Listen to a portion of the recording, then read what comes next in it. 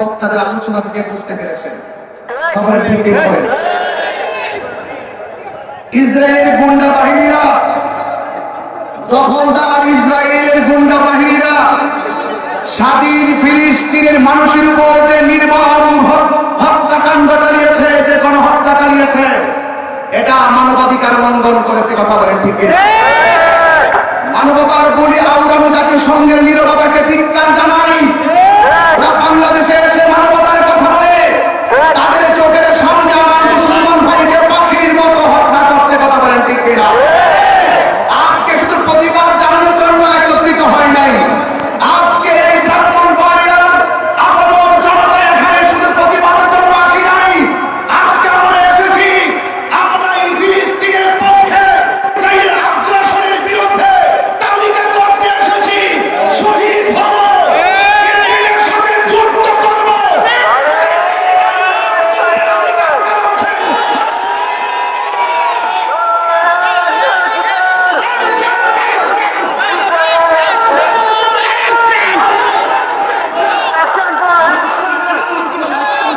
প্রতিবাদের ভাষা আজকে কি হবে জানেন?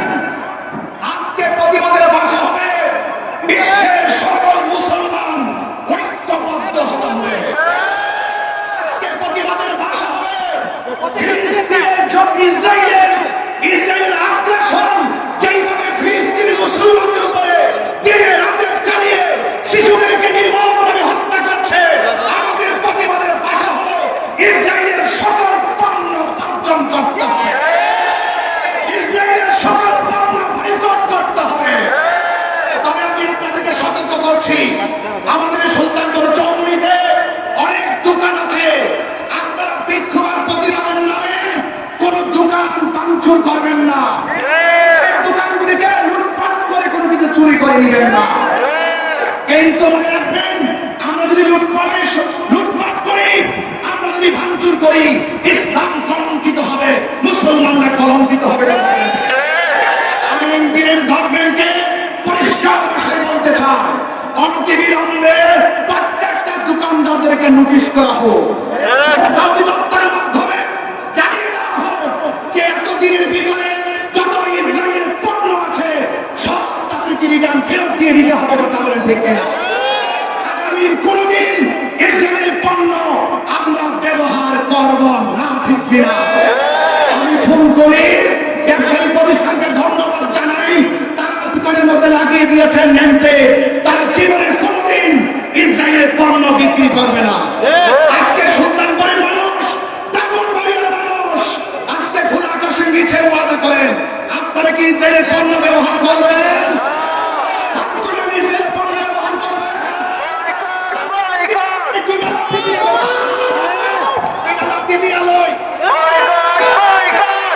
আমার ভাইরা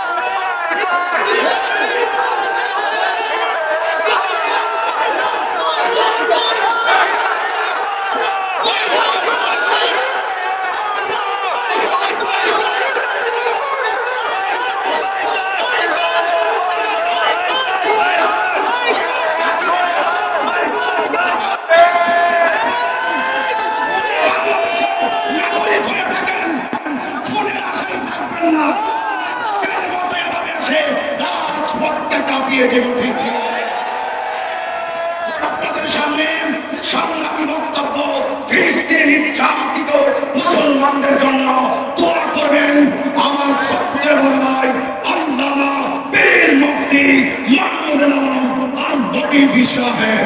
বয়কট, বয়কট, ইসরায়েল বয়কট, ফিলিস্তিনি পণ্য, ইসরায়েলের পণ্য,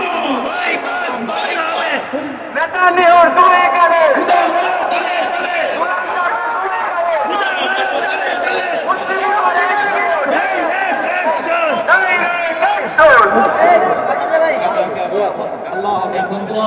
আপনারা একমাত্র ইমান ইসলামের জন্য